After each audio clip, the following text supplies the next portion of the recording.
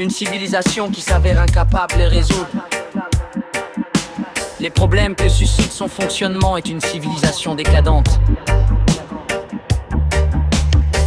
Une civilisation qui choisit de fermer les yeux à ses problèmes les plus cruciaux est une civilisation atteinte.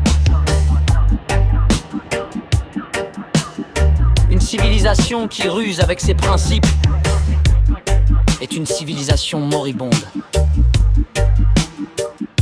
Le fait est que la civilisation dite européenne, la civilisation occidentale, telle que l'ont façonné 2 siècles de régime bourgeois, est incapable de résoudre les 2 problèmes majeurs auxquels son existence a donné naissance.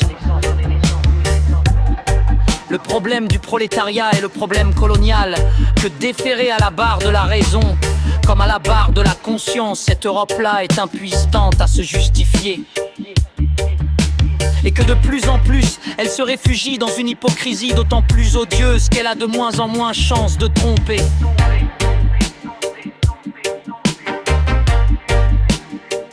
L'Europe est indéfendable.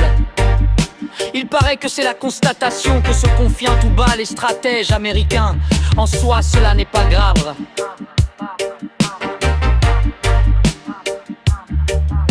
Le grave est que l'Europe est moralement, spirituellement européenne qui incrimine, mais que l'acte d'accusation est proféré sur le plan mondial par des dizaines et des dizaines de millions d'hommes qui, du fond de l'esclavage, s'érigent en juges. On peut tuer en Indochine, torturer à Madagascar, emprisonner en Afrique noire, sévir aux Antilles.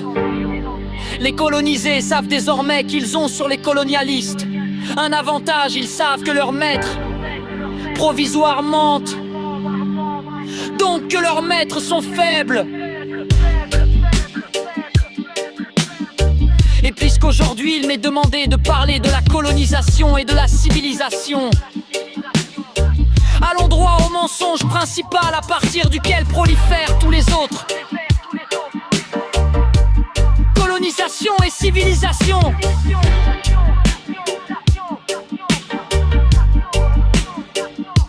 La malédiction la plus commune en cette matière est d'être la dupe de bonne foi d'une hypocrisie collective, habile à mal poser les problèmes pour mieux légitimer les odieuses solutions qu'on leur apporte. Cela revient à dire que l'essentiel est ici de voir clair, de penser clair, entendre dangereusement, de répondre clair à l'innocente question initiale qu'est en son principe que la colonisation. De convenir de ce qu'elle n'est point ni évangélisation, ni entreprise philanthropique, ni volonté de reculer les frontières de l'ignorance, de la maladie, de la tyrannie, ni élargissement de Dieu, ni extension du droit d'admettre une fois pour toutes, sans volonté de broncher aux conséquences que le geste décisif est ici de l'aventurier et du pirate, de l'épicier en grand et de l'armateur, du chercheur d'or et du marchand, de l'appétit et de la force, avec derrière l'ombre portée maléfique d'une forme de civilisation qui à un moment de son histoire se constate obligée,